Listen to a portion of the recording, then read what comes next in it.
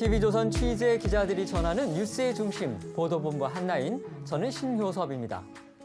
검찰이 오늘 이른바 대장동 개발 특혜 의혹에 대한 강제 수사에 나섰습니다. 서울중앙지검 경제범죄형사부는 오늘 오전부터 화천대유 사무실을 비롯해 유동규 전 성남도시개발공사 기획본부장, 남모 변호사 등 핵심 관련자들의 사무실을 동시에 압수수색하고 있습니다. 검찰은 또 유동규 전 본부장 등 이번 의혹의 키맨으로 지목되고 있는 주요 인물들을 출국 금지했다고 합니다. 야권이 특별검사 수사를 요구하고 있는 와중에 전격 시작된 문재인 정부 검찰의 수사가 여야 주요 정치인, 유력 법조계 인사들이 얽히고 설킨 이번 의혹의 진상을 얼마나 빨리 또 속 시원하게 밝혀낼 수 있을지 주목됩니다. 보도본부 한라인, 어젯밤 이뤄진 국민의힘의 4차 TV 토론회 소식으로 시작합니다.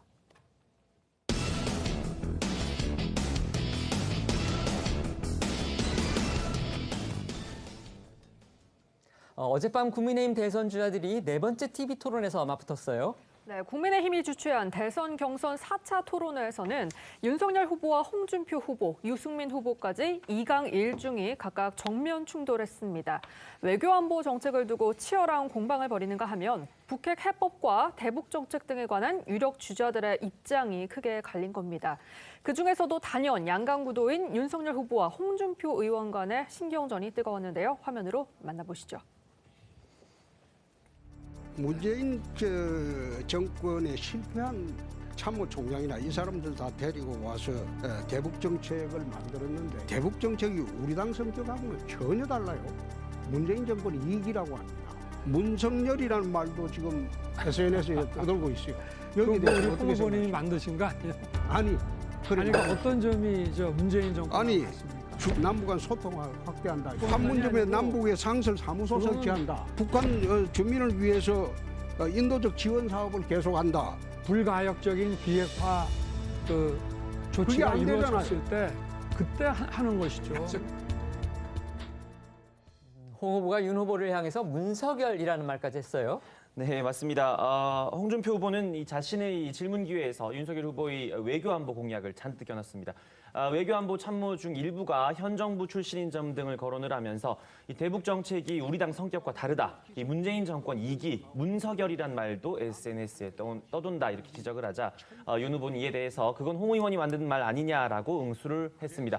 홍준표 후보는 이전 토론회 때부터 윤석열 후보가 준비가 덜 된 후보라는 점을 부각시키려는 듯 보이기도 했습니다. 이어서 영상을 보겠습니다. 작게 5015가 발동이 되면 대통령으로서 제일 먼저 무엇을 해야 됩니까? 한번 좀 설명해 주시죠. 아니 작게 5015 아시나고 했잖아요. 국가 그 남침이라든가 이런 비상시에 발동되는 그게 아니고 네. 작게 5015라는 것은 한미연합사령부가 네.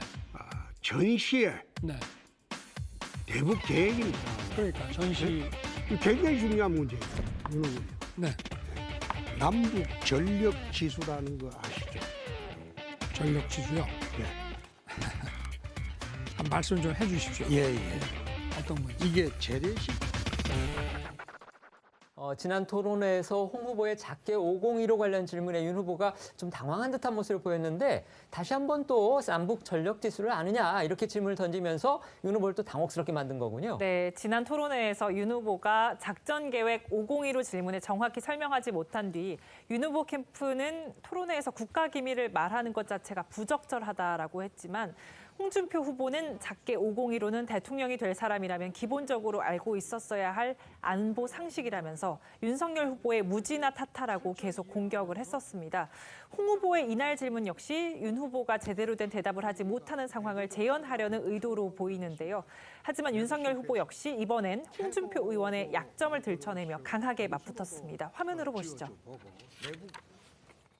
좀 기분 나쁘실 수도 있는데, 근데 이제 우리 당의 그 최고위 중진이신데 2018년 지방선거 때 당대표 그 지원 유세를 후보들이 막 거부하는 일이 있었죠.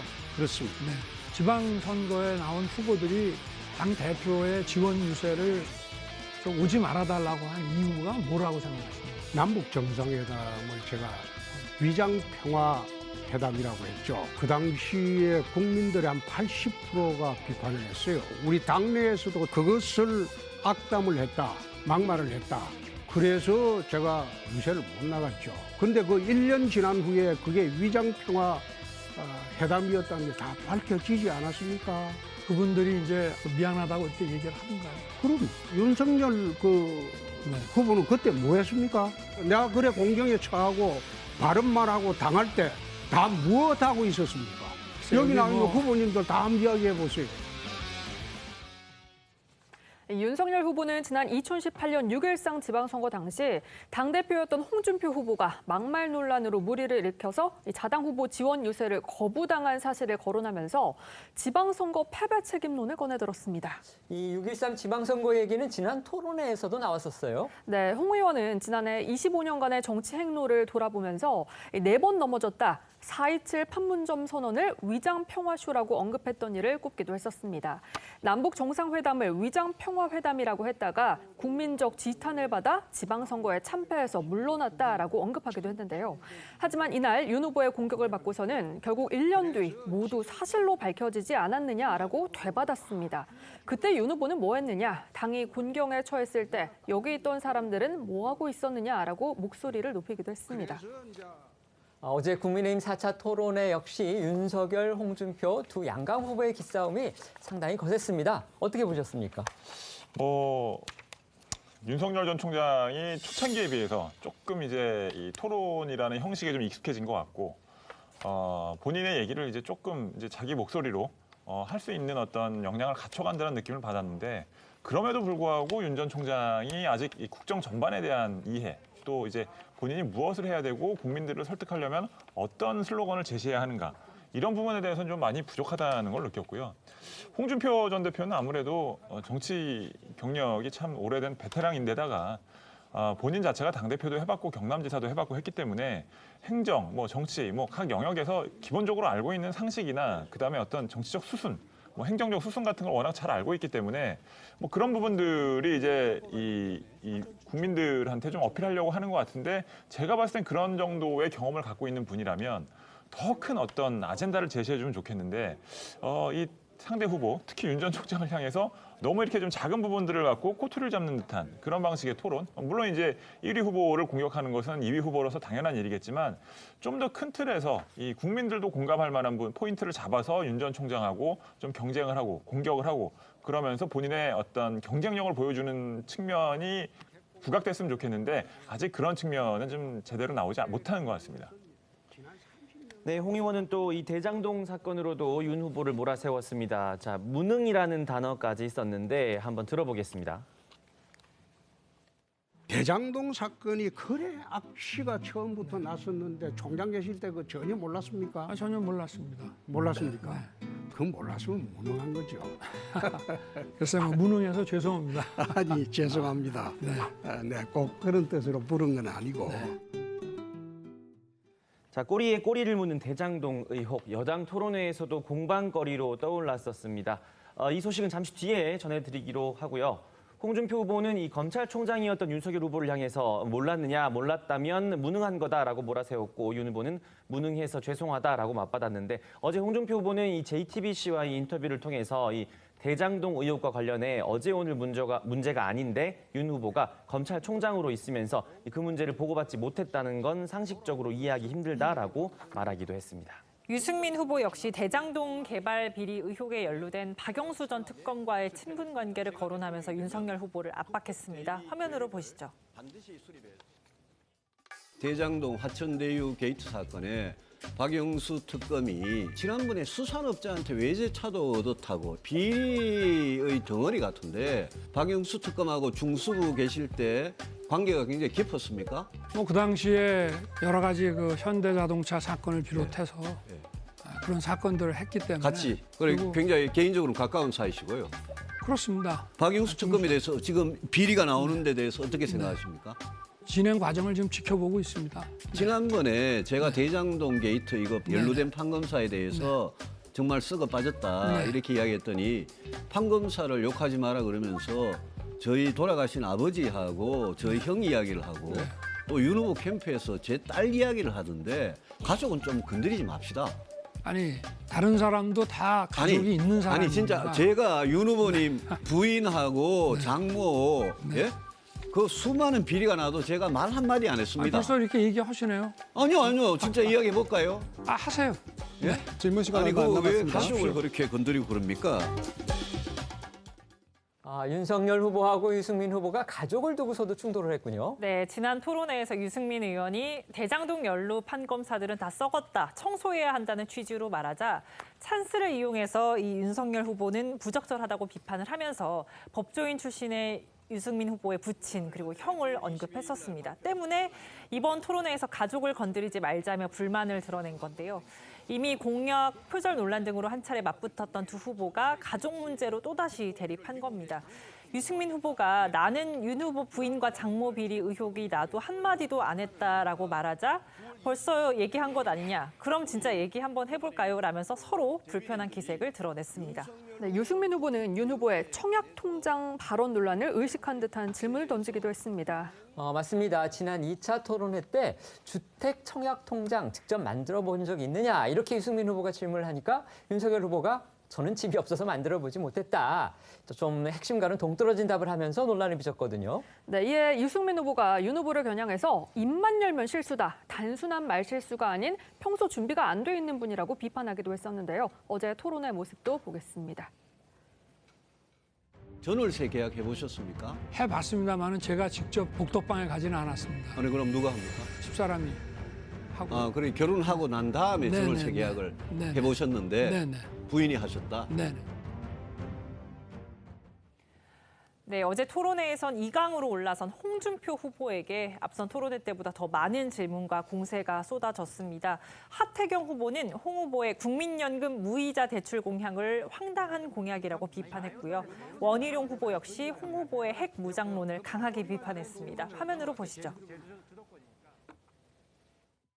홍 후보님이 이재명 굉장히 비판하는 거 알아요. 포퓰리즘이라고 비판을 하는데 홍 후보님 공약 중에서도 이재명식 포퓰리즘 공약이 여러 개 있어요. 있는 거 아세요? 아니 말씀해 보세요. 예. 국민연금을 무이자 대출한다는 황당 공약이 있던데 정부가 이자를 대신 내주자는 겁니다. 이자 몇 프로 내줄 건데요? 홍준표 후보께 묻겠습니다. 만약에 예. 미국 당국에서 전술핵 배치라든가 핵공유 못하겠다 하면 핵무장 추진하실 겁니까? 그때는 이제 미국하고 다시 협상을 해야 되겠죠. 아니 미국이 못 해주겠다면 제가 홍 후보님보다 예. 국제 관계에 대해서 더 전문가입니다. 홍준표 의원님 얘기하는 베네수엘라고 하는 직행 열차 핵무장 추진하는 순간 그게 현실화가 됩니다. 공부 좀 제대로 해주십시오. 아니. 윤석열, 홍준표 양강 주자의 신경전은 물론이고 다른 후보들 간의 공세도 상당히 날이 서 있는 걸로 그렇게 보이네요. 네, 홍 후보는 토론회 마무리 발언에서 제가 최근 민주당 후보를 오차범위 밖으로 앞서는 여론조사 결과가 계속 나오다 보니까 오늘처럼 견제가 심해졌다라고 말하기도 했는데요. 홍준표 후보의 모병제 공약도 집중 공세를 받았죠. 사실 이 모병제라는 게 굉장히 민감한 문제입니다. 젊은 층은 물론이고 또 군대에 갈 아들이 있는 40대, 50대 부모 표심에도 영향을 미칠 수 있는 공약이라서 여야 주요 대선 주자들이 지금 모병제 카드를 잇따라 꺼내들고 있습니다. 하지만 이 제도는 국가병역제도의 근본을 바꾼다는 점에서 상당히 고도의 정책적, 전략적 판단이 필요한 사안이거든요. 네, 모병제 그리고 여성징병제를 두고도 홍준표 후보와 하태경 후보의 입장차가 갈리면서 나라 말아먹겠다. 시비 걸려고 나온 거냐 이런 설전도 이어졌는데요. 화면으로 함께 보시죠. 임기 내 모병제 전환 하겠다고 했는데 모병 전환 병력 몇 명으로 하실 생각이세요? 한 30만 하려고 그래요. 임기 내 그럼 30만? 지금 55만인데 25만을 확 줄이겠다고요? 아니. 나라 말아 먹겠습니다. 난 30만 저런 식으로 가지고 억지하는 사람은 참 질문 이동해 문제 저거는 뭐 같은데요. 시비를 걸려고 나온 건지 자기 공약은 없어요. 왜 없어요? 제 공약은요. 임기 내 모병제는 안 된다는 거예요. 국방세 얼마 그럴지도 모르겠다. 병력 감축 계획도 구체적으로는 안 잡았다. 이거는 완전히 구라 공약이죠. 여성 징병하는 것에 어떻게 생각하십니까? 검토해볼 만한 가치가 있다고 생각합니다. 진짜요? 예. 의외 답변인데요. 나는 그거 반대합니다. 예? 여성징병제는 반대합니다. 그 왜 반대하십니까? 그거는 우리나라 전통적으로 쭉 그래 해왔던 거고 국민의힘 선거관리위원회는 후보를 4명으로 압축을 하는 2차 컷오프 이후의 이 경선 일정을 확정을 했습니다. 자, 오는 10월 8일 현재 8명의 예비 후보 중 4명을 컷오프해서 2차 본경선 진출자 4명을 확정한 뒤에 후보 간 1대1 맞수 토론도 3차례 정도 진행될 예정입니다. 국민의힘은 이번 주하고 다음 주에 5차, 6차 토론을 남겨두고 있습니다. 8명의 후보를 4명으로 줄이는 2차 컷오프까지 2주도 채 남지 않으면서 후보들 간의 경쟁이 더욱 치열해질 것으로 그렇게 보이는데요. 지금까지 이루어진 TV토론, 어떤 대세 판도의 변화에 좀 영향을 줬다고 보십니까? 지금까지 이루어진 토론이 지금 후보의 지지율에 직접적인 영향을 줬다고 이야기하기는 조금 이른 것 같습니다. 그 대신 그러니까 그동안의 지지율이 지금 그 토론회의 그 판세의 조금 구도에 영향을 미치고 있는 것이 아닐까 생각이 드는데요. 지금 뭐 여론조사를 보면 지금 보수 야권 후보 중에서는 뭐 윤석열, 홍준표 후보가 지금 1, 2를 다투고 있기 때문에 아무래도 토론회도 그 두 사람 중심으로 이루어지고 그리고 지금 2강 1중이라고 할 수 있는 유승민 의원이 그걸 쫓아가는 그러한 양상이 계속적으로 진행되어 왔는데요.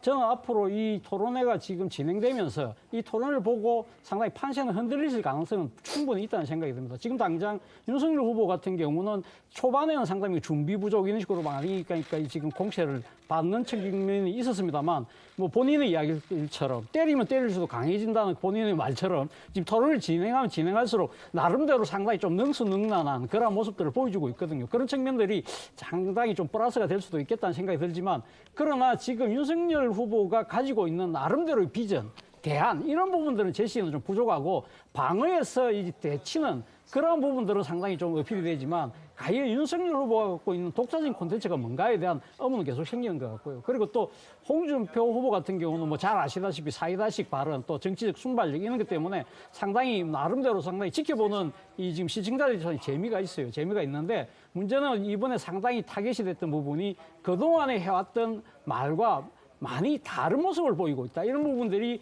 지나치게 민주당 후보의 민주당 지지층의 역선택을 고려한 것이 아니냐는 그런 공세를 어떻게 극복할 것이냐를 아마 보여주고 있는 것 같고 또 지금 이 2강 1중으로 꼽히고 있는 유승민 후보 같은 경우는 상당히 탄탄한 모습은 분명히 보여주고 있어요. 그런데 문제는 1, 2를 지금 공격하다 보니까 자기 메시지를 전달하는 데는 좀 한계가 있었지 않았나. 이런 부분들이 앞으로 어떻게 지금 진행되는가에 따라서 저는 뭐 판세는 충분히 출렁일 수 있다는 생각이 듭니다.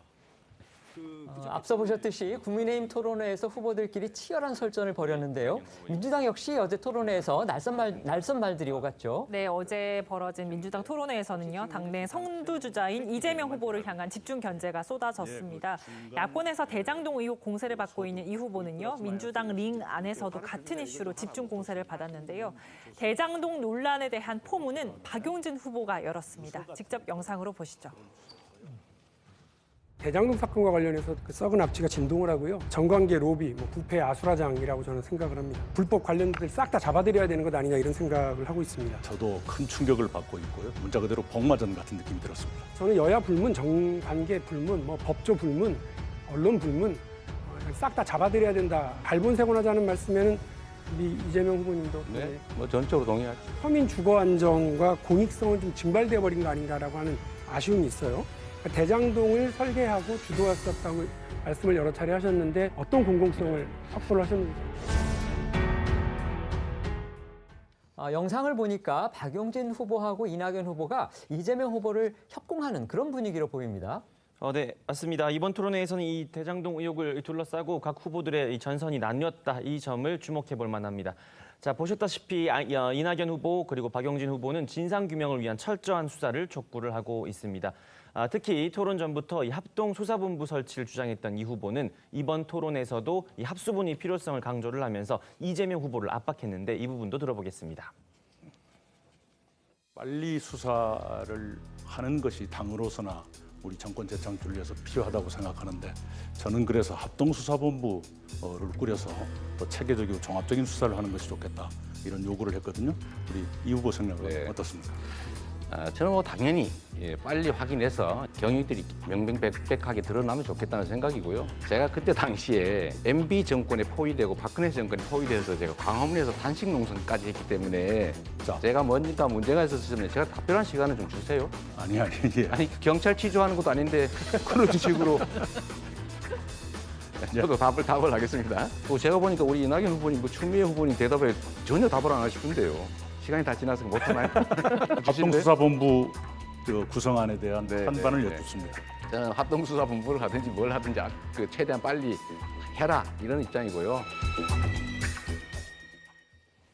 대장동 의혹을 둘러싼 명락대전은 여기서 끝이 아니었습니다. 이낙연 후보는 이재명 후보가 9월 17일 KBS 뉴스를 보고 국민의힘 게이트란 걸 알았다고 했는데 그 후 조치한 게 있느냐라고 물었습니다. 그러자 이에 대해 이재명 후보는 저로선 성남시가 얼마를 가질지 사전에 확정할지 그걸 어떻게 보장할지 부분을 설계해서 최대한 성남시의 이익을 보장했다면서 KBS 보도를 보고 처음 알았다라고 했습니다. 이낙연 후보가 그걸 알고 나서 아무것도 안 했냐라고 거듭 물으니까 이재명 후보는 안 한 게 아니라 할 수 없었다. 후보님이었다면 뭘 했겠나. 후보님이 가르쳐달라라고 했습니다. 이재명 후보는 이날 또 저를 의심하는 건 정말 타당치 않다.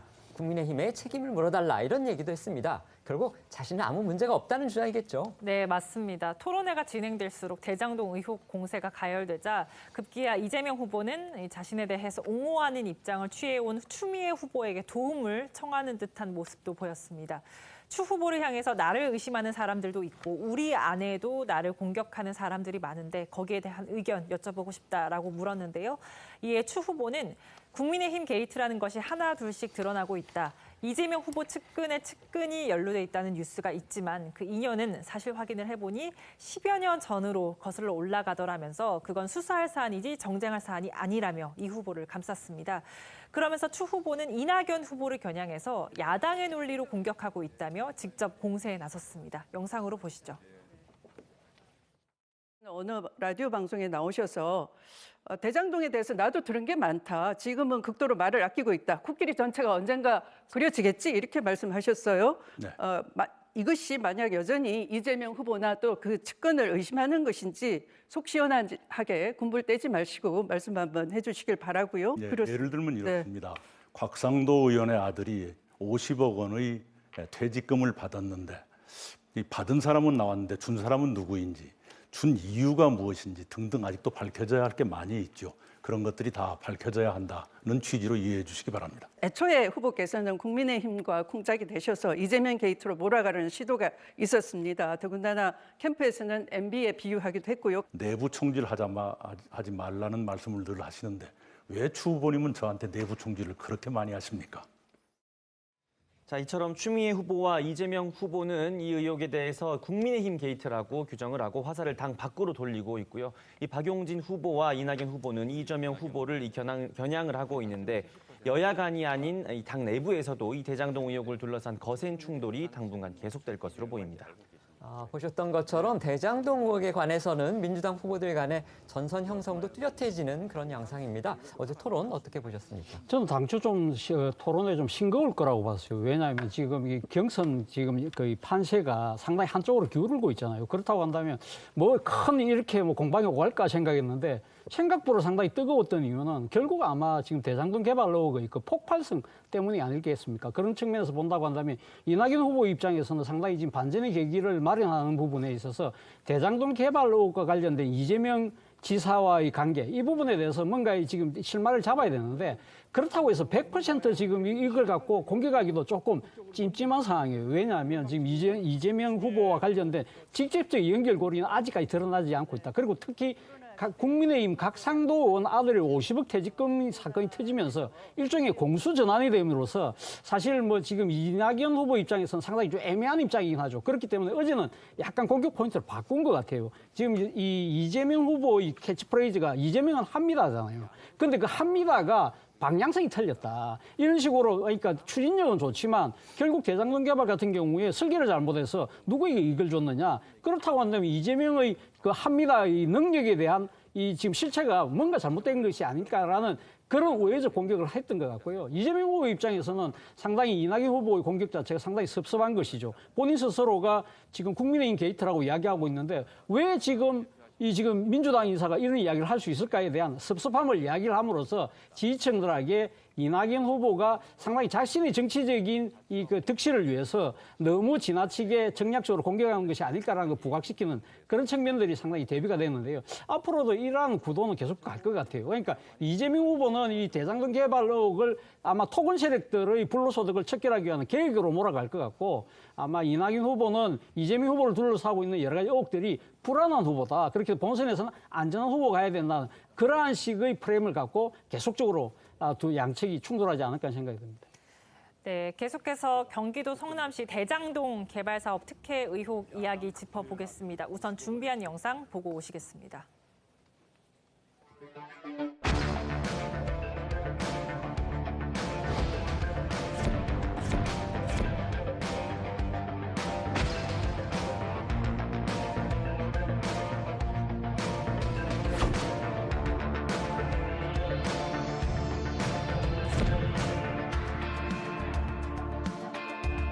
이런 벼락 부자를 만든 구조, 그 설계 본인이 했던 것입니다. 그 설계 장본인이 지금 와서 이렇게 터무니없는 얘기를 하면서 국민을 호도하고 있는 것, 절대 우리 국민들이 좌시하지 않을 것이라고 생각합니다. 제가 알지도 못한 그런 이화영 보좌관이 1년 보좌관 했다고 그거 어떻게 저한테 엮습니까? 그러지 말고 차라리 같은 국적이다, 네? 같은 이시다, 이렇게 엮는 게 훨씬 빠를 것 같아요.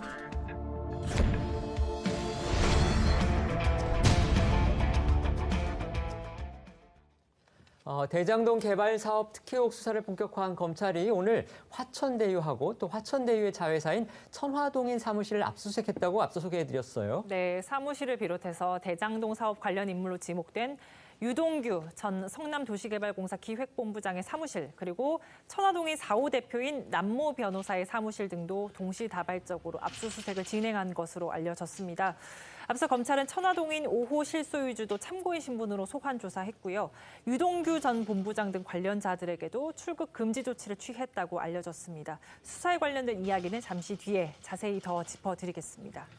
자, 이 대장동 의혹과 관련된 이 새로운 이야기들이 매일 나오고 있습니다. 자, 대장동 개발 사업을 시행했던 특수목적법인이죠. 성남의뜰의 초대 대표를 지낸 최모 씨가 조선일보와 인터뷰한 내용부터 소개를 한번 해드리겠습니다. 성남의뜰 초대 대표도 화천대유와 어떤 연관이 있는 인물인가요? 네, 우선 조선일보 이 보도에 따르자면 최 씨는 이 성남의뜰 초대 대표를 맡아서 2년 5개월 동안 이 등기에 올라 있었지만 자신은 이 소위 말하는 바지 사장이었다라고 말을 했습니다. 최 씨는 이 성남의뜰이 사실상 페이퍼 컴퍼니라서 자신에게 이 100% 실권도 없고 월급도 안 받았고 이 회의가 있을 때는 이 교통비 명목으로 20에서 30만 원 정도 받았을 뿐이다라고 이야기했습니다. 네, 그러면서 대장동 사업과 관련해서는 화천대유에서 회의를 주재했고 성남도시개발공사 개발사업처장이 주로 참석해서 안건을 논의했을 뿐 본인은 관련 내용을 잘 알지 못한다고 했는데요. 그러니까 성남의뜰은 말 그대로 이제 서류상의 어떤 회사였을 뿐이고 성남도시개발공사하고 화천대유가 대장동 사업을 주도했다. 이런 이야기 같아요. 네, 하지만 화천대유 대표인 이모 씨는 관련 질문에 저희는 사업하는 회사일 뿐 정치와 무관하다고 밝혔습니다. 최 씨는 대장동 개발을 둘러싼 의혹에 대해서는 검찰 수사가 들어가야 한다라고 했는데요. 또 화천대유 대표인 이모 씨가 나도 모르는 일이 너무 많이 벌어졌다라면서 자신에게 말한 적이 있다면서 검찰 수사가 들어가서 판을 깔아줘야 이 대표도 억울한 부분을 풀 수 있을 것 같다고 보도했습니다. 하지만 자신이 보기엔 수사가 쉽지 않아 보인다면서 하도 돈을 발라놔서라고 답했다는데요.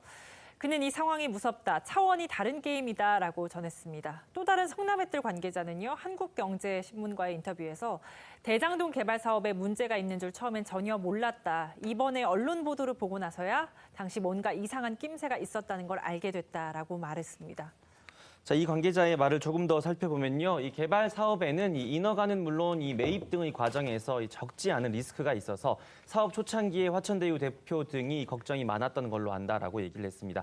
자, 이 관계자는 화천대유 소유주인 김만배 씨나 당시 이 성남도시개발본부장이었던 유동규 씨가 이 태평한 모습이었을 것이라면서 그런 점에서 이 화천대유 이 대표는 실권이 없는 속칭 바지 사장이었을 것이다 이렇게 설명을 했습니다.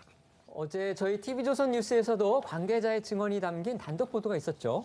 네, 사실 이 의혹의 핵심은 공공개발로 포장된 대규모 부동산 개발 사업에서 특정 개인 몇몇이 납득할 수 없는 돈을 벌어갔다는 건데요. 이게 운이 좋았던 건지 어떤 조직적인 도움이 있었는지는 아직 확인되지 않았습니다.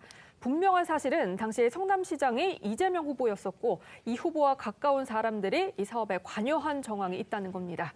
어제 저희 단독 보도에서는요, 성남도시개발공사에서 기획본부장을 지냈던 유동규 씨가 이재명 후보와 친분이 있었다는 관계자의 증언을 보도했는데요. 직접 들어보시죠.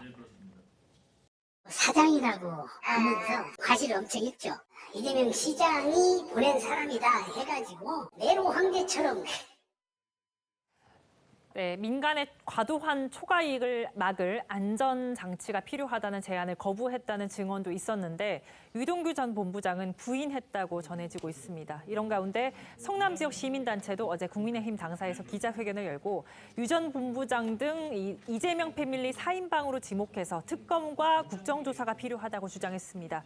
성남 시위의 이기인 국민의힘 시의원도 토건 세력은 다름 아닌 이재명 패밀리라면서 유 씨와 관련 인물들을 이재명 패밀리라고 지목했습니다. 여권 원로인 유인태 전 사무총장은요, 이재명 후보 책임론을 제기했는데요. 관련 발언들 모아봤습니다. 유동규를 갖다가 기획본부장으로 딱 만들어가지고 사장 대임을 하게 만들었습니다. 그래서 그 대장동에 지금 성남의 뜰을 만들고 52% 지분 가져가고 48% 은행돈 있지 않습니까? 모든 거 모은 사람이 바로 누구냐? 바로 유동규입니다. 그 유동규 위에는 정이라고 있습니다. 유동규하고 정이가 이재명이한테 보고를 해가지고 이재명이가 모를 리가 있느냐. 이재명이가 다 시킨 건 누가 있어? 정이 시켜가지고 유동규 시켜가지고 다 지시를 한 건데 이게 여러분들의 팩스입니다.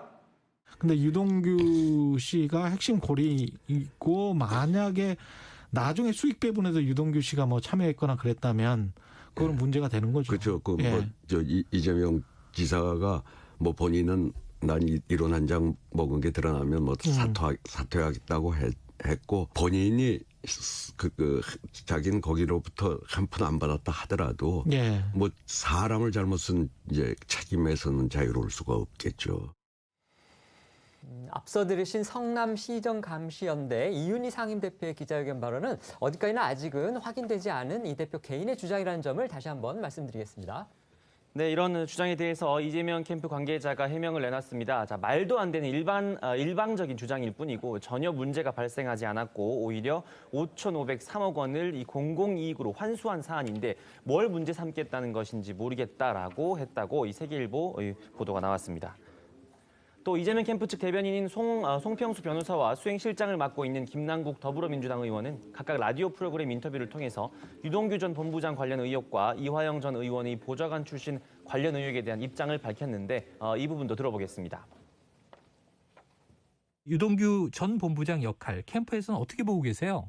유동규 씨는 현재 인터뷰를 보니까 자연인으로 지낸다고 언론에 보도가 이미 되었죠. 네. 그래서 유동규 씨는 안 그래도 제가 확인을 해보니까 캠프에서 활동한 적이 한 번도 없다고 합니다. 그러면은 이제 유동규 씨의 성남도시개발공사 본부장 시절에 이 대장동 개발 관련해서는 설계자 아니다 이렇게 얘기하실 수 있습니까?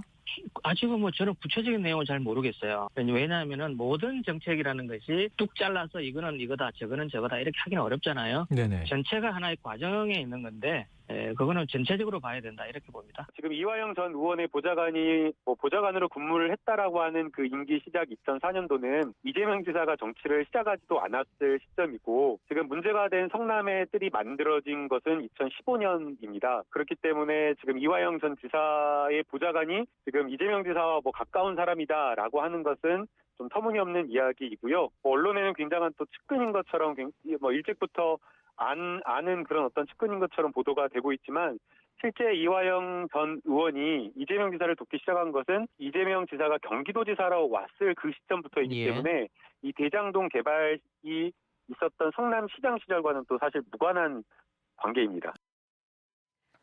네, 여기에 국민의힘 대권 주자인 윤석열 후보 측은 이화영 전 의원의 등장이 대장동 게이트의 실체적 진실을 밝힐 수 있는 매우 중요한 단서가 나타난 거라고 했습니다. 윤석열 캠프 김병민 대변인은 논평을 통해 친문 진영과 악연이 있는 이 지사에게 대선의 꽃길을 깔아준 게 이해찬 전 대표이기 때문에 이들 관계에 더 눈길이 간다면서 이화영 전 의원이 이재명 지사와 이해찬 전 대표의 최측근이란 점을 강조했습니다. 그러면서 대장동 사업이 이재명 지사의 대선 프로젝트 차원에서 진행된 건 아닌지 하는 의심은 이화영의 등장으로 한층 더 커질 것이라고 주장했습니다. 이재명 후보는 이화영 전 의원 관련 의혹에 황당하다는 입장을 밝혔습니다. 발언 들어보시죠. 2004년인가 1년간 보좌관 했다고 그래요? 저는 2004년에 정치하지도 않을 때입니다. 제가 2010년에 시장이 됐는데 6년 전에 제가 알지도 못한 이화영 보좌관이 1년 보좌관 했다고 그걸 어떻게 저한테 엮습니까? 그러지 말고 차라리 같은 국적이다. 네? 같은 이시다. 이렇게 엮는 게 훨씬 빠를 것 같아요. 네, 앞으로는 그렇게 하라고 그쪽에 얘기 좀 해주고 싶습니다. 대장동 의혹을 두고서 한쪽에서는 이재명 패밀리가 다 했다 이런 얘기가 나오고 있고 또 이재명 후보 측은 측근 연루 의혹에 대해서 무관하다 이렇게 반박을 하고 있습니다. 어떻게 들으셨습니까? 뭐 이화영 전 의원의 보좌관 출신 인사를 뭐 이재명 패밀리라고까지 적용하기에는 조금 무리가 있어 보이고요. 저는 이 유동규라는 사람이 결국에는 이 대장동 개발의 3대 축 중에 하나잖아요. 그러니까 결국에는 성남시 쪽은 유동규 본부장이 전 본부장이 있었던 것이고 그다음에 이 기존에 이 대장동 개발이 민간 개발로 치러질 수 있었던 시기가 있었는데 그때 당시 경쟁했던 사람이 바로 언론인 출신 김만배 씨하고 그다음에 이 아직 실명은 얘기할 수 없는 남모 변호사 이 두 사람이에요. 이 두 사람이 결국에는 대장동 개발의 어떤 큰 그림을 그리고 그다음에 성남도시개발공사의 기획본부장으로 있는 유동규 씨하고 같이 협력을 하면서 인허가 문제나 이런 것들을 해결할 수 있는 그런 방식을 찾은 것이 결국에는 이런 이제 거액의 자기들끼리 어떤 대박을 터뜨리는 그 결과로 이어진 거 아니냐라는 게 이제 이 언론이나 그다음에 제가 봤을 땐 검찰이나 경찰이 수사를 하고 있는데 그쪽에서도 갖고 있는 어떤 시각이 아닌가 싶은데 이 유동규라는 사람이 그렇다면은 이거를 독자적으로 했겠느냐 아니면 그 결국에는 성남도시개발공사도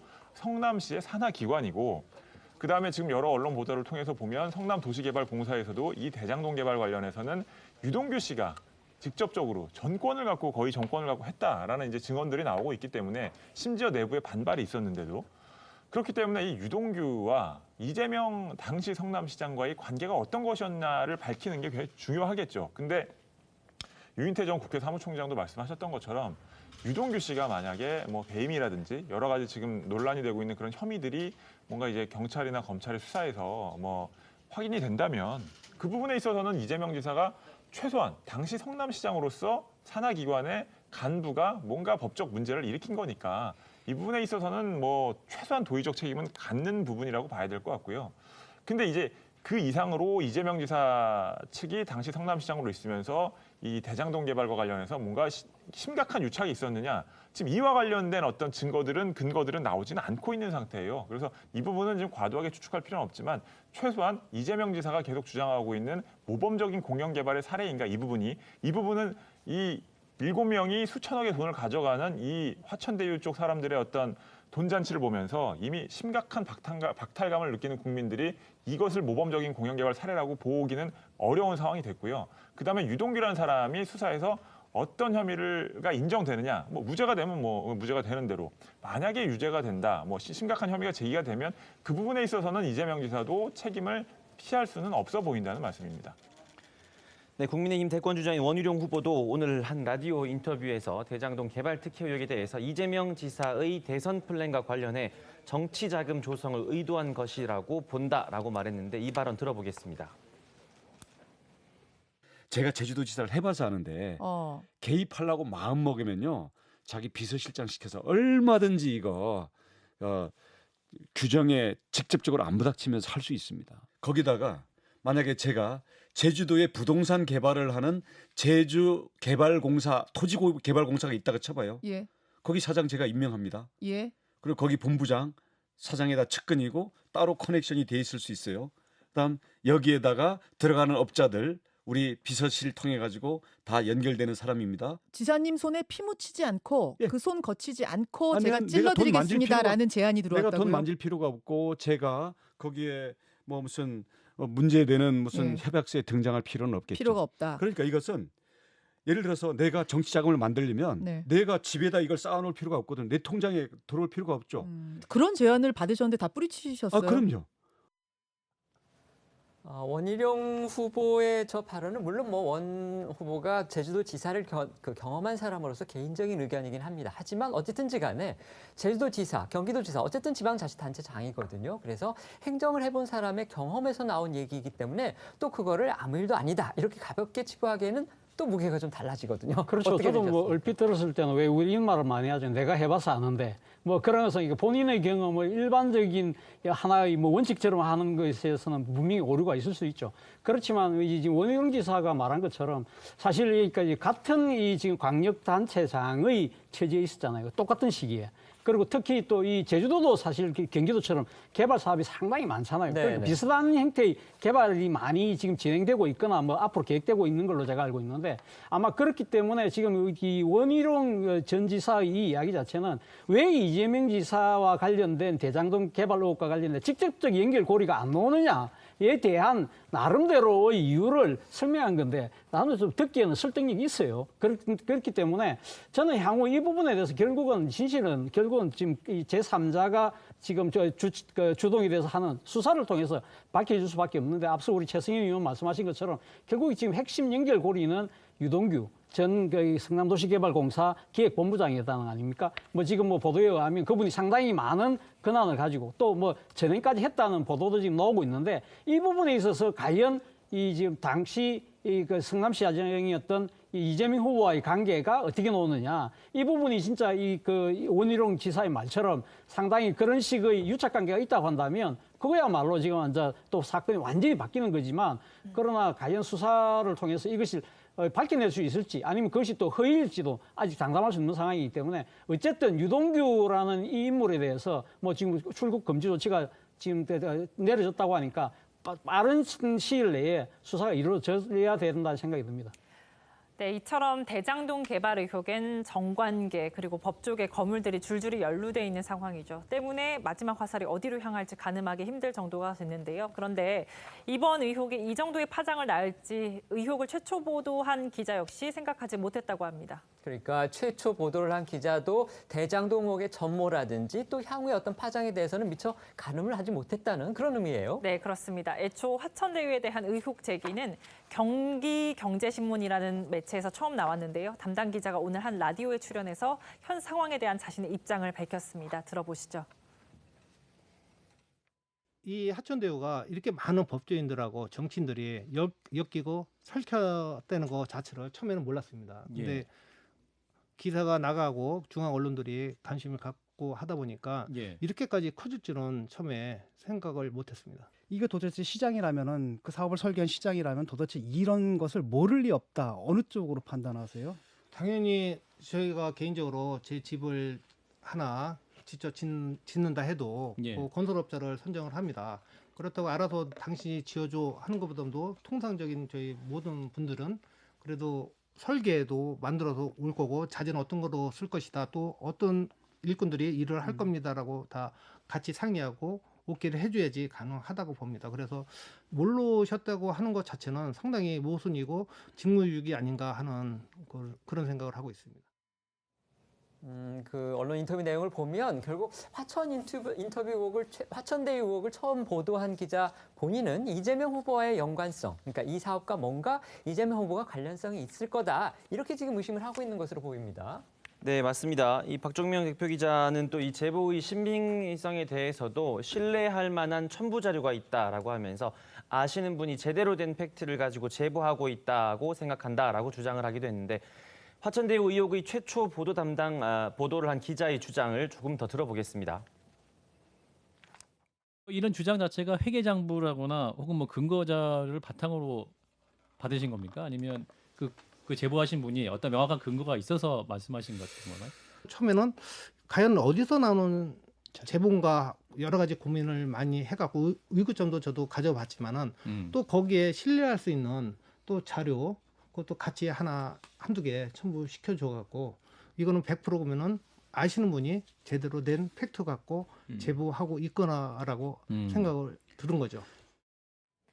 이 대장동 개발 사업 특혜 의혹의 핵심은 대주주인 성남시가 왜 이 사업 이익금의 상한을 규정함으로써 결과적으로 민간이 과도한 이익, 즉 불로소득을 가져갈 수 있도록 설계했느냐라는 점이겠죠. 맞습니다. 이재명 후보는 공공이익 환수는 왜 가볍게 보고 민간 수익의 결과만 비판하느냐 이렇게 지금 항변하고 있지만 설계 과정이라든지 배경이 석연치 않다 이런 지적들이 많은 겁니다. 네, 그렇습니다. 이런 가운데 오늘 한국일보는 이번 의혹을 규명할 열쇠 중 하나로 꼽히는 이 성남의 뜰 주주협약서 일부를 입수해 살펴본 결과 전체 지분 절반을 투자한 성남도시개발공사의 배당금은 1,822억 원 이상을 받을 수 없도록 한 조항이 명시돼 있었다. 이렇게 보도했습니다. 실제 한국일보가 보도한 주주협약서 제3조 6호에는 프로젝트 회사는 매 사업 연도별 배당 가능 이익 중 이 주주총회에서 배당하기로 결정된 금액을 아래 순서에 따라서 1종 우선주주, 2종 우선주 및 보통주에 대해 배당한다. 단 1종 우선주주에 대한 누적 배당금의 합계액은 1,822억 원을 초과하지 못한다라고 명시돼 있는데요. 쉽게 말해서 대주주인 성남시가 사업 이익금을 최우선적으로 배당받도록 했지만 이익이 얼마가 나와도 1,822억 원밖에는 받지 못하도록 상한선을 책정한 겁니다. 그러니까 다시 한번 요약을 해드리면 지금 이재명 서울시장 측은 성남시장 당시 성남시장 측은 이 부분을 주목하는 겁니다. 사업 이익금을 최우선적으로 성남시가 가져가기로 했다. 이 부분을 중시를 하는 거고 이 사업에 문제점이 있다고 보는 사람들은 왜 이익이 1,822억으로 한정을 해서 그 나머지의 이 엄청난 금액을 민간인들이 불로소득으로 얻도록 했느냐 이렇게 서로 바라보는 지금 구조가 다른 거거든요. 네. 그리고 또 실제 그런 사태가 벌어진 거고요. 네, 실제로 이제 지분이 7%에 불과한 이제 화천대유랑 그리고 SK증권투자자 천화동인이죠. 이 성남도시개발공사보다 많은 4,040억 원의 배당 이익을 거뒀습니다. 때문에 이런 설계가 이 특혜 의혹의 불씨가 됐다는 말도 나오는데요. 한국일보에 따르면 국민의힘 소속 이기인 성남시 의원은 성남도시개발공사에서 맨 처음 제시한 협약 초안과 이후 이사회 논의를 거쳐 수정된 과정을 들여다보면 성남시가 왜 민간에 과도한 이익을 몰아주었는지 여부가 보다 확실해질 것이라고 말하기도 했습니다.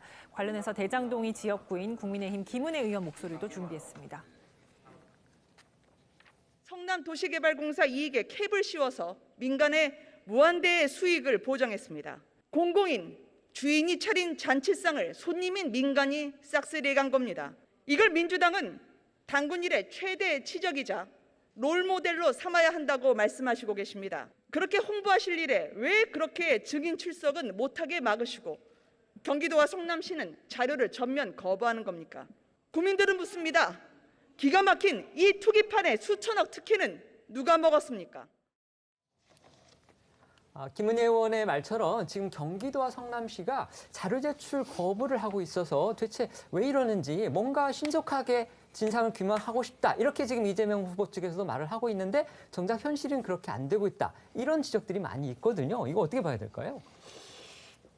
이재명 지사 입장에서는 사실은 본인 얘기처럼 본인은 전혀 무관하고 이 사실에 대해서 명확하게 이 진실이 밝혀져서 이 대선 국면에 더 이상의 혼란을 일으키고 싶지 않다라고 생각을 한다면 뭐 야당 의원들에게라도 당연히 자료를 다 제공하는 게 맞죠. 또 국회는 국민을 대표하는 기관이고 그 국민을 대표해서 국회가 사실 지금 나라 전체를 지금 들썩이게 하는 심각한 문제잖아요. 이 부분을 국회의원들이 뭐 이제 공적 마인드로 당연히 검증할 필요가 있는 건데 왜 거부하고 있느냐? 뭐 이재명 지사 쪽 설명은 이런 겁니다. 뭐 이런 것들이 결국에는 또다시 정치 쟁점화돼서 어쨌든 본인은 여권의 1위 후보인데 본인의 어떤 이제 대선 가도에 뭐 이런 정치적 공세가 계속 될 수 있기 때문에 자기는 이 부분에 있어서 뭐 이제 좀 조심스럽다 뭐 이런 입장인데 그렇다고 하더라도 지금 이 모든 자료를 투명하게 공개를 하면 그 자료를 뭐 왜곡해서 야당이 공격을 하거나 이럴 수는 없는 거 아니겠습니까?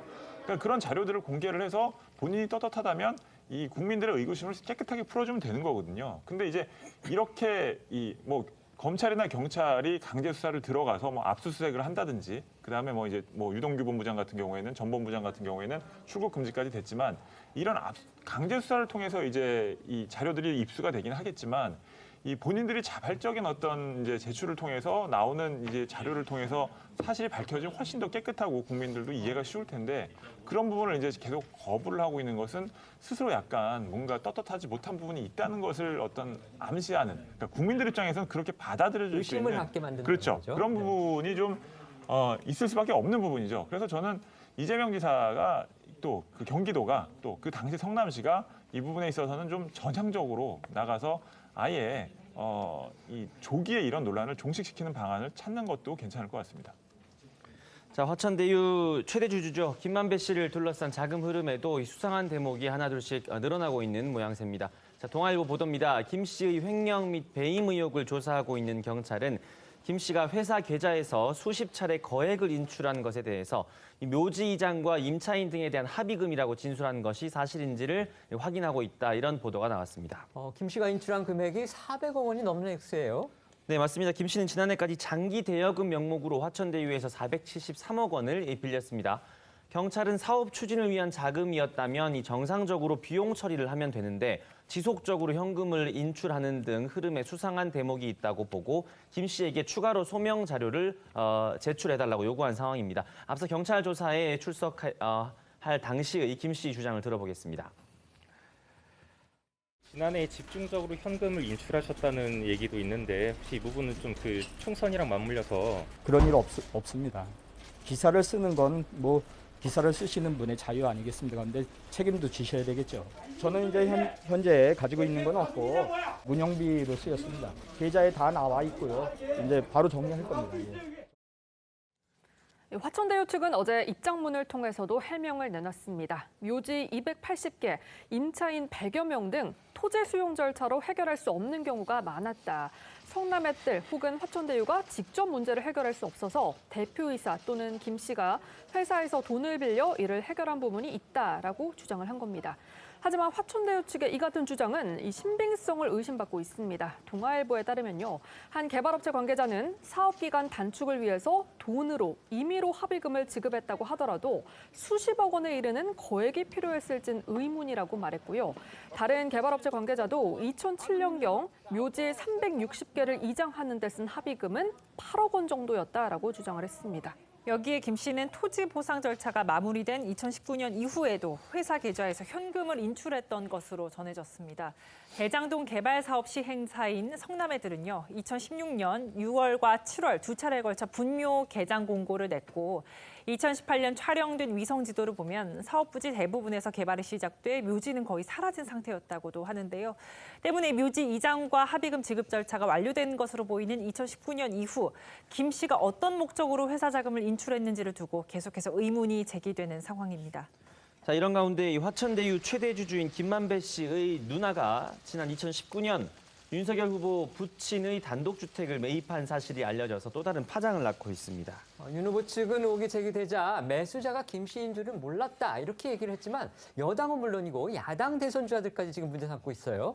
네, 그렇습니다. 먼저 이 같은 사실 어젯밤에 열린공감TV를 통해서 알려졌습니다. 열린공감TV는 김만배 씨 누나이자 화천대유의 자회사인 천화동인 3호의 사내이사 김모 씨가 2019년 윤 후보 부친인 윤기중 연세대 명예교수의 연희동 단독주택을 매입을 했다면서 이 다운계약 가능성과 윤 후보에 대한 뇌물 의혹을 제기를 했습니다. 여기에 대해서 윤 후보 측은 부친은 김 씨를 부동산 중개소를 통해서 소개받았고 개인 신상, 재산 관계 이런 거 몰랐다라고 해명을 했는데 열린공감TV가 또다시 윤 후보 측의 해명이 거짓이라고 주장을 하고 나서면서 논란이 커지고 있습니다. 자, 오늘 민주당에서 나온 목소리부터 듣고 오겠습니다. 이에 대해 윤 후보는 아니나 다를까 당연히 몰랐다라고 밝혔습니다. 많이 듣던 소리입니다. 우연이라도 지나가는 소가 웃을 일입니다. 박영수 특검의 수사팀장이었고 검찰총장 지명 직전에 있었던 서울중앙지검장 부친의 집을 화천대유 대주주 누나가 하필 딱 그 시기에 부동산 소개소를 통해 사들이는 이런 우연은 온 우주의 기운이 모여야 우연찮게 가능한 일이지 않을까 싶습니다. 여당은 이게 과연 정말 우연의 일치겠느냐 이런 의심을 하고 있는 겁니다. 네, 그렇습니다. 이러한 의혹 제기는 야권 대선 주자들 사이에서도 나왔습니다. 홍준표 후보는 자신의 페이스북을 통해 로또 당첨만큼 어려운 우연의 일치 같은 사건이라고 했고요. 유승민 후보 캠프는 윤 후보 본인이 김만배 동조자가 아니냐며 더 공세 수위를 높였습니다. 여기에 이재명 후보 측도 즉각 공세에 나섰습니다. 이 후보 측은 보도가 사실이라면 대장동 의혹에 또다시 야권 인사 연루가 확인된 거라면서 대장동 의혹의 중착점이 결국 국민의힘 게이트라는 게 점점 뚜렷해지고 있다. 앞으로도 야권 인사가 계속 나올 거다 이렇게 주장을 했습니다. 논란이 거세지자 윤 후보 측은 오늘 부친의 연희동 집 매매 계약서와 중개 수수료 지급 영수증을 공개했습니다. 직접 매매했다면 부동산 중개 수수료를 부담할 이유가 없고 부동산 매수인 김 씨는 2019년 4월 당시 전혀 알려져 있지 않은 사람으로 천화동인 투자나 개인적인 가족관계를 언급할 이유가 없던 상황이었다라는 설명입니다. 그러면서 윤 캠프는 열린공감TV의 악의적, 반복적 허위사실 유포에 대해 공직선거법 위반 혐의로 오늘 오후 형사고발한다라고 밝혔습니다. 윤 후보 측은 관련 보도가 나오자 부동산 중개업소에서 소개한 3명 중에 1명이 어떻게 우연히 김 씨였을 뿐이고 거래 당시에는 김 씨인 줄도 몰랐고 또 그가 대장동 투자와 관련이 있다는 사실도 전혀 몰랐다 이렇게 또 얘기를 했습니다. 그리고 그 아파트의 가격, 판매 가격 자체가 시세보다도 오히려 쌌다. 아버님이 많이 아프셨기 때문에 뭔가 다른 장소로 사시는 장소를 갖다 옮겨야 했기 때문에 불가피하게 오히려 싼 가격으로 시세보다 싸게 내놨는데 그걸 어떻게 이득을 받고 뇌물이라고 할 수 있냐 이렇게 지금 반박을 하고 있습니다. 그러면서 오늘은 아까 기자가 보도해드린 대로 열린공감TV를 형사 고발하겠다 이렇게 지금 밝힌 상태인데요. 어떻게 보셨습니까? 예, 뭐 윤석열 측의 그 이야기를 들어보면 기막힌 우연이라는 거지 않습니까? 저는 사실 이 기막힌 우연이라는 생각보다 이런 현실 자체가 너무 기가 막히다는 생각이 들어요. 사실 이 대장동 개발과 관련한 일종의 파생된 사건이잖아요. 지금 그러니까 이 내년 대선을 앞두고 여야 후보 1위 후보들이 다 어떻게 보면 동일 사건에 연루돼 있는 진짜 보기 드문 사건이 지금 진행되고 있는 겁니다. 그렇다고 한다면 대장동 개발과 관련된 진실을 반드시 밝혀야 될 이유가 하나 더 추가가 된 것이죠. 이와 함께 지금 뭐 윤석열 전 총장 측에서 형사 고발을 했다니까 저는 밝혀야 될 부분이 사실 이 김만배 씨라는 화천 대유의 그 실소유자인 이 김만배 씨가 오랫동안 법조기자를 하면서 이 상당히 검찰을 오랫동안 그러니까 잘 나가는 특수통이었던 이 지금 윤석열 전 총장과의 관계도 우리가 지금 주목이 지금 될 수밖에 없는 상황이라는 겁니다. 오늘 뭐 윤석열 전 총장은 알긴 안다. 그러나 개인적인 친분은 없다고 이야기를 했다지만 오늘 지금 열린민주당의 김의겸 의원이 뭐라고 이야기를 했냐면 박영수 특검이 소집한 모임에 참석했더만 그때 이 지금 모임을 주선한 사람은 이 김만배 씨였고 그때 김만배 씨가 그 성렬이 형이라고 이야기를 했다는 겁니다. 그래서 지금 김의겸 의원의 주장은 두 사람이 형동생하는 사이라고 지금 이야기를 하고 있고 그리고 또 열린공감TV에서도 지금 윤석열 전 총장 측을 반박하면서 뭐라고 이야기를 했냐면 상당히 아버지의 건강 때문에 급하게 팔았다고 하지만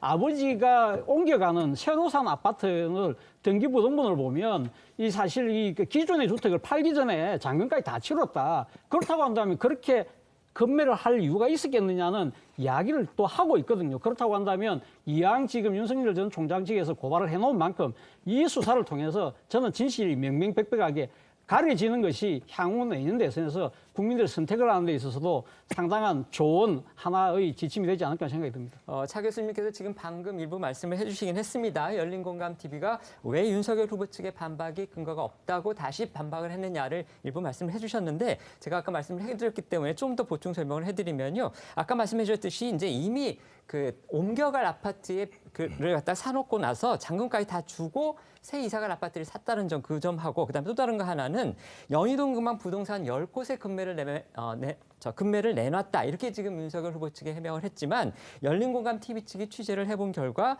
부근 부동산을 전수조사해봤지만 해당 물건을 매매 물건으로 등록한 부동산은 없던 것으로 그렇게 자신들은 확인을 했다. 따라서 윤석열 후보 측의 해명은 일리가 없는 것으로 본다. 이게 지금 열린공감TV의 입장이기 때문에 나중에 윤석열 후보 측이 또 다른 어떤 해명이 나올지 저희가 한번 지켜보겠습니다.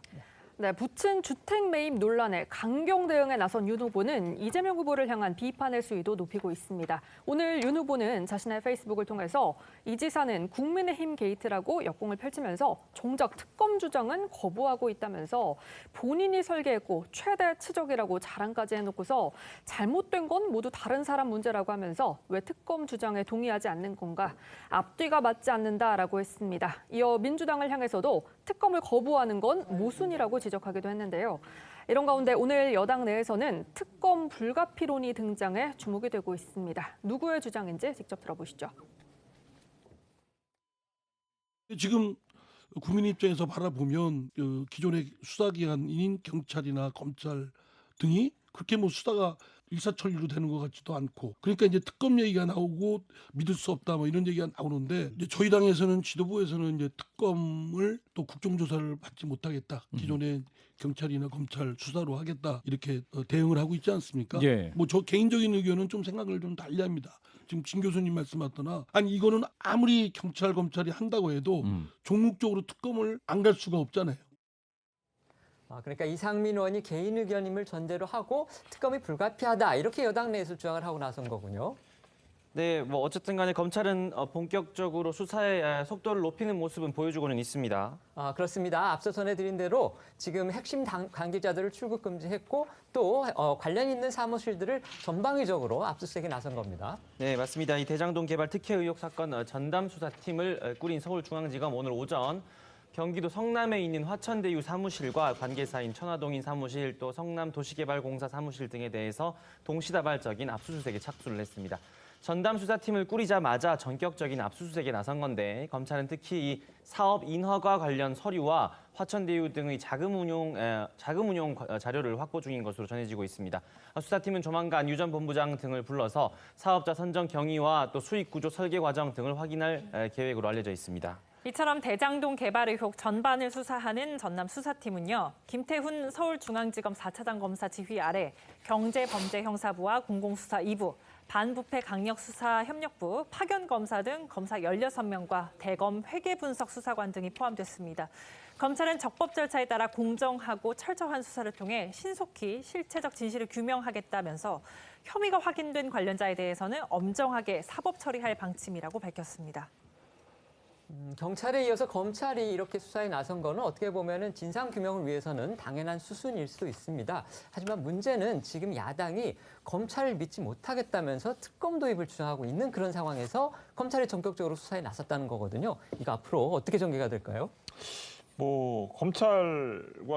검찰이 사실은 이제 본인들의 어떤 양심이나 직업 윤리에 충실하다면 뭐 객관적이고 중립적으로 수사를 해야겠죠. 근데 이제 그런 부분에 있어서 과연 최근의 검찰이 그래 왔느냐라는 부분에 있어서는 늘 의심의 눈초리가 있기 때문에, 그래서 지금 이제 특검 주장이 나오는 것이고요. 경찰 같은 경우에는 이제 금융정보분석원이 이미 5개월 전에 이 화천대유 관련된 수상한 돈 움직임이 있다라고 얘기를 했는데도 아무런 조치를 취하지 않았다가 이번에 좀 이제 언론 보도를 통해 논란이 되니까 그제서야 움직이기 시작했잖아요. 그러니까 검찰도 사실은 빨리 압수수색을 해서 뭔가 증거를 확보를 해야 되는데 언론들이 왜 압수수색을 하지 않느냐라고 지적을 하기 시작하니까 그제서야 뒤늦게 압수수색에 나섰단 말이에요. 그래서 이게 과연 신속하면서도 중립적이고 객관적인, 그리고 정말 실체적인 진실, 설사 이것이 여권의 제1위 후보와 관련된 문제가 의혹이 드러나더라도 그 부분까지 가감없이 밝혀낼 수 있겠느냐라는 부분에 있어서 야당은 의심을 할 수밖에 없는 상황인 것이고요. 그래서 특검 주장이 나오고 있는데, 이 특검을 과연 여당이 받아들일 수 있겠느냐, 아마 그럴 가능성은 거의 없다고 봐야 하기 때문에 지금으로서는 솔직히 이 수사를 하는 검찰과 수사를 배당받은 검사의 양심과 직업윤리를 믿어보는 수밖에 없는 것 같습니다. 이런 가운데 화천대유로부터 50억 원을 받은 곽상도 의원의 아들이 퇴직금 및 산업재해 위로금 명목이라고 말을 했는데, 재직 기간 막대한 위로금을 받을 정도의 건강 이상이었다고 보기는 어려운 정황이 나왔다고 합니다. 그러니까 건강에 별 이상이 없다, 이거를 뒷받침해주는 정황이 밝혀졌다는 거군요. 네, 맞습니다. CBS 노컷뉴스 보도입니다. 곽 의원 아들이 2020년까지 곽 의원이 사는 것으로 알려진 서울 송파 지역의 한 아파트의 이 조기축구회에서 활동을 했다고 합니다. 해당 조기축구회가 2016년 4월 곽 의원을 이 조기축구회 회원의 부친이라고 칭하면서 20대 국회의원 당선을 축하하는 글을 올리기도 했다라는 보도 내용입니다. 그러니까 지금 곽상도 의원과 그다음에 그 아들의 말에 따르면 화천대유에서 일하는 동안에 건강이 많이 나빠졌다 이렇게 얘기를 했는데 조기 축구를 했다. 그러면 이게 뭔가 좀 앞뒤가 맞지 않다 이런 얘기가 나올 수밖에 없겠는데요. 네, 맞습니다. 화천대유 측은 곽상도 의원 아들 건강이 악화됐다고 주장하면서 일반 상식을 훌쩍 뛰어넘는 퇴직금 규모의 근거도 이 산업재해성 건강 악화에 대한 위로금이다. 이렇게 밝혔었죠. 또 화천대유 대주주 김만배 씨 역시 서울 용산경찰서에서 조사를 받은 뒤 기자들에게 산재 신청은 안 했는데 중재해를 입었다라고 답하기도 했습니다. 관련 목소리 듣고 오시죠.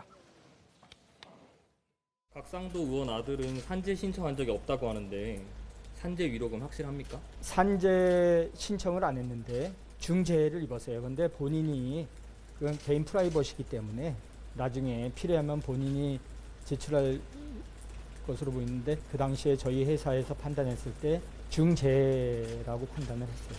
산재 진단서는 갖고 있습니까, 여기에서? 산재 진단서가 아니라 병원 진단서를 가지고 있습니다. 예, 근데 그거를 뭐 저희가 개인 프라이버시라 함부로 공개할 수는 없는 부분입니다. 네, 곽상도 의원의 아들도 자신의 페이스북을 통해서 건강에 적신호가 켜졌다며 해명글을 올린 바가 있었죠. 하지만 곽 의원의 아들은 건강이 나빠지기 시작했다는 무렵부터 지난해까지 조기축구 모임에서 활동했다는 정황이 보도가 된 겁니다. 곽상도 의원 지금 뭐라고 얘기하고 있습니까? 의혹을 보도한 이 노컷뉴스에 따르면 곽상도 의원과 그 아들 반론을 듣기 위해서 의원실을 통해서 곽 의원 측에 수차례 연락을 했지만 직접적인 해명은 받지 못했고 곽 의원 측도 드릴 말씀이 없다라고만 답을 했다고 합니다. 저희도 곽 의원 측에 문자로 입장을 요청을 했는데 답변이 들은 바 없어 아직 알지 못한다, 들은 바 없어 알지 못한다 이런 회신을 받았습니다. 곽 의원이 직접 해명이 나오면 추가로 또 전해드리도록 하겠습니다. 곽상도 의원 아들 곽 씨의 조기 축구회 활동, 그다음에 산재 위로금 등의 명목으로 50억 원의 퇴직금을 받았다는 해명. 뭔가 지금 앞뒤가 안 맞는 그런 느낌이 들긴 하거든요. 네. 뭐 상당히 중재를 입었다는데 조기 축구 활동을 열심히 했다. 물론 이제 뭐 본인은 그러니까 신체적인 것보다는 뭐 이명이라든지 뭐 어지럼증 그러니까 이런 걸 얘기하고 있긴 해요. 또 정확하게 네. 언제 또 입었는지도 모르기 때문에. 네. 그러나 일반적으로 이런 이야기 들으면 뭐라고 생각하겠습니까? 침대 축구하러 갔나? 이런 생각을 할 사람도 상당히 많을 것 같은데 아무튼 지금 합리적으로 상당히 의심이 계속적으로 누적될 수밖에 없는 상황이라는 겁니다. 지금 일반적으로 봤을 때는 아마 지금 하천대유가 이 사업을 시작할 때만 할 때는 곽상도 의원이 청와대 민정수석을 지나고 대한법률구조공단 이사장을 하고 있었기 때문에 아마 당시에 뭔가 사업을 착수할 때 상당히 뭔가 정치적 뒷배로서의 역할을 했을 가능성, 그렇기 때문에 과거에 대한 보상분이 있을 수 있을 것 같고요. 그리고 또 다 의심이고. 예, 의심이죠. 네네. 그리고 또 한편으로는 지금 현역 국회의원이고 그리고 또 뭐 지금 내년에 선거가 있다고 하니까 그런 상황에서 만약에 또 집권했을 경우에 또 미래에 대한 보험 이런 성격으로 준 돈일 가능성이 높지 않을까라는 것이 좀 더 합리적이라는 생각이 든다는 것이죠. 그러나 이 모든 의심조차도 이 지금 밝혀내기 위해서는 진짜 수사가 조속히 이루어져야 되는데 저는 이와 관련해서 딱 지금 분명히 말씀드리고 싶은 거는 곽상도 의원이 진짜 뭐랍니까 이 자신의 뭐 저서가 뭐 양심만 관련돼서 이야기를 하는데 양심이 되고 손을 얹고 생각을 해봤을 때 과연 지금 의원직을 유지하면서 이 진상을 밝히는 것이 맞는 것인지 아니면 지금 의원직을 떼고 지금 이 실체 규명을 위해서 협조하는 것이 맞는 것인지 그동안에 국록을 먹었던 공직자 입장에서 조금은 객관적으로 합리적으로 생각해 주기 바랍니다. 대장동 게이트로 여권을 압박해 대선 구도를 유리하게 끌어가려던 국민의힘도 곽상도 의원 아들의 퇴직금 50억 논란으로 상당히 난처한 처지에 놓였는데요. 국민의힘은 의원직 제명 등 곽상도 의원의 의원직 박탈을 밀어붙이려 하고 있고 여권도 총공세에 나섰습니다. 어제 이준석 대표 목소리 그리고 여권의 목소리 함께 듣고 오시죠. 곽상도 의원께서 의원직을 사퇴하신다든지 이런 판단을 안 하신다 그러면은 국회 윤리위원회나 이런 절차 아니면 또 제명 이런 얘기가 있을 텐데 국민 눈높이에 맞게 그 원내 의원님들이 당연히 어떤 협조의 방향이 정해져 있다 저는 이렇게 봅니다. 곽 의원 스스로 사퇴하는 게 맞다 이렇게 보시는 거네요 그러면요? 저는 당연히 그렇게 하는 게 지금 국민 눈높이에 부합할 것이다. 이준석 대표는 우리 양당 원내대표가 합의해서 제명 처리를 할 수 있도록 구체적인 실천 조치를 취해 줄 것을 바라겠습니다. 곽상도, 장제원 이 두 사람의 내로남불에 민심이 들끓고 있는 것입니다. 성실한 해명도 사죄도 포기한 두 분께 촉구합니다. 정치 일선에서 그만 물러나십시오. 앞서 곽상도 의원은 아들의 화천대유 50억 원 퇴직금 논란으로 국민의힘을 탈당했습니다. 그리고 어제 자신의 SNS를 통해서 수사 결과에 따라 제가 책임져야 할 부분이 있으면 의원직까지 어떤 조치도 마다하지 않겠다는 입장문을 냈습니다. 들으신 대로 국민의힘은 물론이고 민주당에서도 지금 곽상도 의원의 자진해서 의원직 사퇴를 할 것을 요구를 하고 있습니다. 곽 의원, 과연 의원직 내놓을까요? 그럴 가능성은 현재로서는 없어 보이는데요. 이 본인도 저렇게 의지를 밝혔고, 그러니까 수사를 통해서 뭔가 본인의 귀책 사유, 잘못이 밝혀지면 이제 책임을 지겠다, 의원직을 내려놓을 수도 있다라는 취지로 얘기는 했지만 지금 현재로서는 그럴 뜻이 전혀 없다는 것이고, 그다음에 아마 본인은 이제 본인의 어떤 국회의원으로서의 여러 가지 권한을 이용해서 본인도 상당히 지금 알고 있는 부분들이 좀 있을 것 같은데 화천대유 관련해서 자기가 좀 더 알아보고 싶은 그런 것도 있는 그런 마음도 있는 것 같아요. 근데 저는 지금 이 부분은 당 지도부도 그렇게 얘기를 하고 있지만 저는 곽상도 의원 아들이 퇴직금 및 산재 위로금 명목으로 50억을 받은 것이 이 화천대유 사건의 본질은 아니라고 생각을 해요. 그 곁가지 중에 하나라고 생각은 하지만 이것이 국민들에게 주는 박탈감, 그다음에 이 충격적인 어떤 숫자로 인한 청년 세대들이 갖는 특히나 이 피해의식 이런 것들이 너무 크기 때문에 본인이 어떤 국민의힘의 일원으로서 탈당은 했지만 이 보수 야당의 어떤 중요한 역할을 해왔던 정치인이라면 저는 의원직 사퇴를 포함해서 좀 더 제대로 책임지는 모습을 보여줄 필요가 있다고 생각합니다. 네, 알겠습니다. 저희는 1분 뒤에 다시 돌아오겠습니다. 오늘 준비한 소식은 여기까지입니다. 저희는 내일 오후 1시에 더 핫한 소식으로 찾아뵙겠습니다. 시청해주셔서 고맙습니다.